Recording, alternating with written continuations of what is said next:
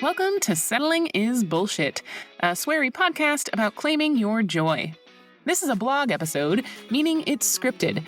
I'll be reading a post I wrote for the website, and if you like what you hear, please visit settlingisbullshit.com to subscribe to my newsletter. Thanks for listening, and stay awesome. Every once in a while, the opportunity presents itself to dive back into our past. I'm not talking about general rumination on how things could have been, but on the objects or artifacts we stumble across out of the blue. Sometimes this looks like sifting through old pictures or picking up an ancient journal. Sometimes we go hunting for something practical and stumble on a memory instead. When this happens, it can feel jarring or disheartening. We can look at that high school prom picture and say, "Egads, how depressing was that experience?" and then shove it back into the closet or dusty box it came from. But in these moments of serendipity, of the universe calling our attention to what was, I see an opportunity to reorient ourselves and reflect. It's an opportunity to contemplate who we once were through the lens of curiosity and kindness. But doing that, instead of beating up on our past self, takes effort and a conscious choice. Fodder for the inner critic. Here's a recent example of what I'm talking about. When I lose momentum on a post, as has been happening a lot in recent months, I label it draft and set it free into the ether of my Google Drive folder. A couple weeks back, I searched draft in my account, and in addition to the dozen or so abandoned blog posts, I came across a paper I wrote for a graduate school seminar back in 2008. Now, this paper is something I spent quite a bit of time on and have very little recollection of writing. Probably because it's something I wrote 16 years ago. And looking at it, I both do and don't recognize the writing. I know I wrote it, but it's also totally foreign to me. Historically, I would have chosen to look at that paper through a critical lens, the one we so often pick up when looking backward. I would read it and see how I spent so much of my academic writing citing a million sources in an effort to prove to myself and my professors that I knew what I was talking about. In that paper, I would find evidence of my insecurity, my, "Oh my God, please tell me I'm smart enough to be here," desperation. I would see my posturing and my attempts to prove I deserved to be there. Reading that paper would be a great opportunity to beat myself up for being such a bad academic writer. Instead, I get to choose to approach that paper and my younger self with more kindness and curiosity. I can treat it as an opportunity to look back at who I was 16 years ago and see how precious I was at the time, how I was just starting to figure it all out, how I was growing into myself slowly and awkwardly, but in a cute way. In other words, I can choose to look at it through the lens of generosity and compassion.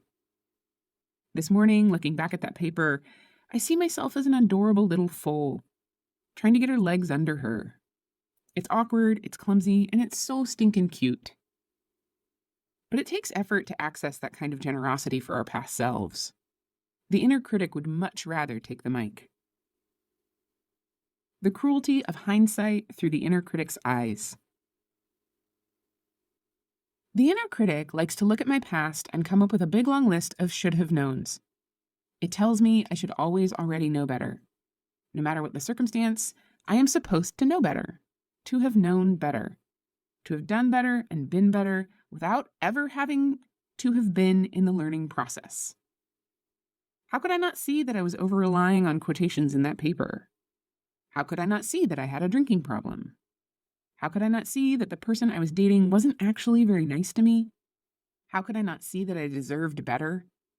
How could I not see the ways that my insecurity and neediness were driving people away, turning into a self-fulfilling prophecy? How could I not see how desperate I was? How could I not see that being suicidal in 8th grade because I was so mercilessly bullied for being overweight does actually qualify as trauma? How could I not see I needed help? Because I couldn't see it yet. Because I didn't know. And it's so deeply unfair and unkind to let my inner critic tell me I should have.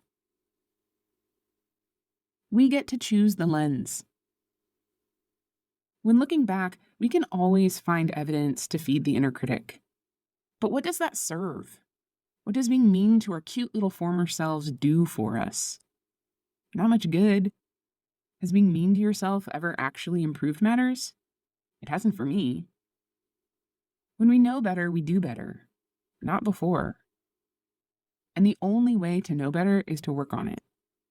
To give myself permission to always be in the learning and to continually look at where I am in relation to where I want to be and where I've been. Rather than letting the inner critic take over and use my current understanding to beat up on my past self, I can pick a different perspective. I can decide to look for my growth instead of my failings. What if I could look at my life like a rough draft?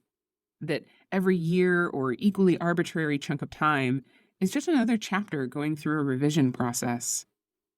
What would open up or change? What kind of compassion and generosity would I be able to extend to my younger self? Bracket. For personal fun with this concept, I'm going to make a new copy of each version of this post as it evolves / each day that I work on it. And you can see the notes at the bottom of the post to geek out on that with me. End bracket. What would shift if you looked back at your past self with the recognition that you were just a baby? Obviously, we need to go back a ways for this to work. But what if even just last year, you look back and see how adorable you were in trying to figure the thing out? We are all always just trying to figure shit out. And I don't think that's a process that ever ends. I don't think I'll ever arrive. I won't hit mastery per se because I'm just going to keep tinkering.